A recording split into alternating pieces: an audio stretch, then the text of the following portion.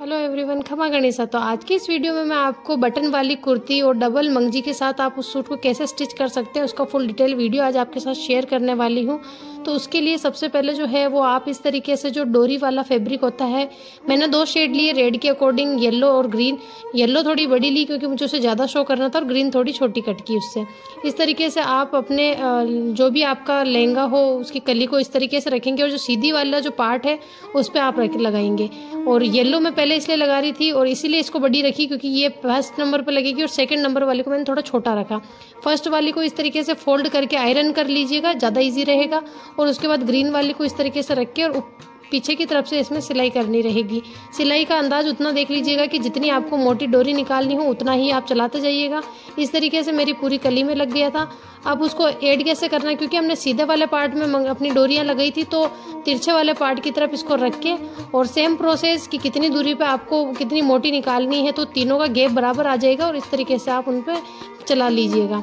देखिए इस तरीके से तीनों का बराबर होता है मेजरमेंट। इस तरीके से सारी कलियाँ स्टिच होने के बाद आप नीचे का पार्ट को इस तरीके से कट कर दीजिएगा।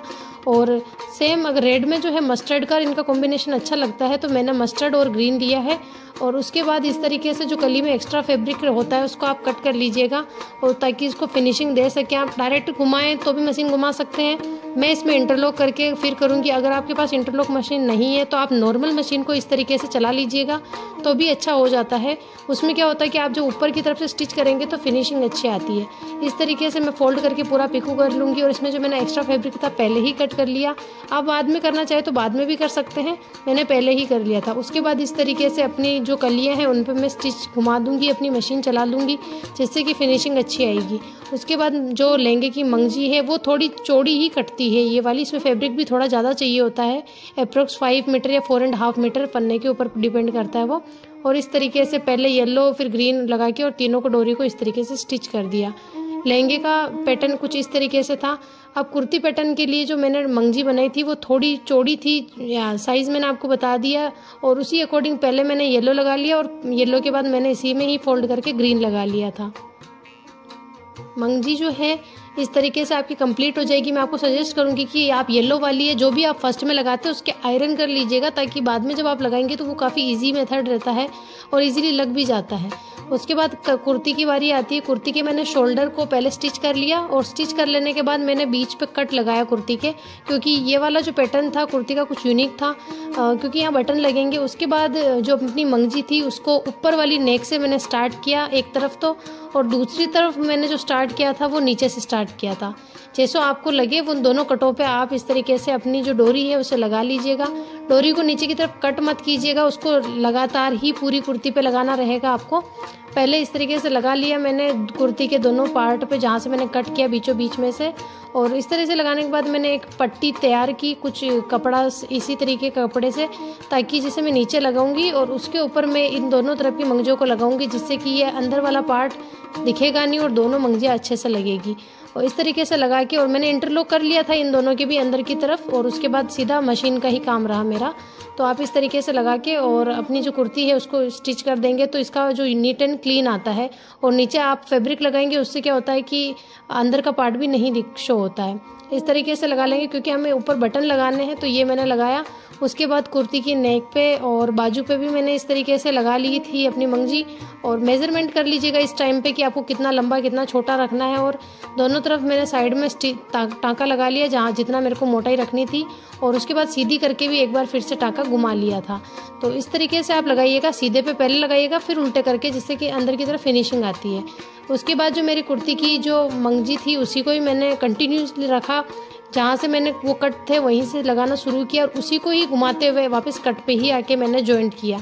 आप कॉर्नर पे जॉइंट कर सकते हैं, कभी किसी और दिन आपको शो करूँगी कि आप मंगजी को एड ऑन कैसे करें। बाकी जो लहंगे में इनमें करता है उसे पता होता है कि कैसे करनी है।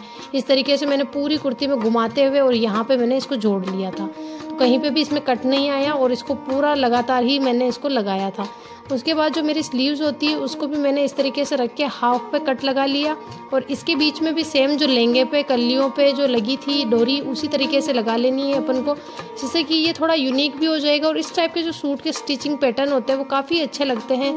पर्सनली मुझे ये सूट काफ़ी अच्छा लगा और इसका कलर कॉम्बिनेशन भी अच्छा लगा। आपको इसका जो कलर शेड कॉम्बिनेशन है वो कैसा लगा मुझे ज़रूर से बताइएगा, और इसका जो स्टिच पैटर्न है वो भी कैसा लगा वो भी बताइएगा। इसके अलावा भी मैं आपके साथ अंगरखा कुर्ती पैटर्न में भी एक ड्रेस स्टिच करूँगी, उसे आपके साथ शेयर करूँगी कि कैसे आप उसे स्टिच कर सकते हैं। तो ये इजीली स्टिच हो भी जाता है और लगता भी काफ़ी सुंदर है। उसके बाद बारी आती है बटन बनाने की। तो मैंने दोनों जो डोरियां थी जो मैंने सूट के अंदर निकाली थी उन दोनों को साथ जॉइंट कर लिया, और मैंने रेड धागे से ही किया। तो अगर आप इस टाइप से आपके जो शेड हो सूट का उसके अकॉर्डिंग बना लीजिएगा और इस तरीके से कट कर लीजिएगा आपके बटन को। तो इस तरीके से मैंने 4 बटन रेडी कर लिए थे। कुर्ती मेरी स्टिच हो चुकी थी, और कुर्ती के स्टिच हो जाने के बाद मैंने पहले इस तरीके से बटन का आइडिया ले लिया कि मुझे कहाँ कितने लगाने हैं।